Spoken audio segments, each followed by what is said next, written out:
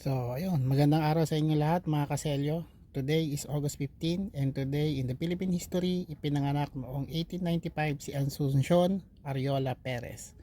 Siya ay naging kauna-unahang babae na humawak ng ranggo sa gabinete nang siya ay hinirang bilang kalihim ng Bureau of Public Welfare noong 1941. Si Asuncion ay naging social worker para sa Red Cross noong 1924 at humawak ng mga posisyon bilang Executive Secretary ng Associated Charities of Manila at Red Cross. Nagbigay din siya ng mga pagsasanay sa social work para sa mga nagtapos ng kolehiyo dahil walang kurso noong inaalok para sa panahon na iyon. 1941, siya ay naging unang babae na humawak ng ranggo ng gabinete nang siya ay hinirang bilang kalihim ng Bureau of Public Welfare.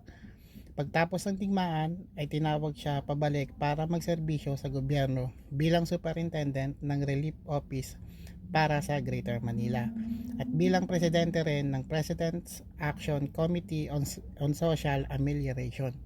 Siya ay pinagkatiwalaan ng 4 na milyong piso para sa rehabilitasyon ng mga biktima ng digmaan. Kalaunan, nagbitaw siya sa pwesto noong 1953 noong matalo si Quirino ni Magsaysay.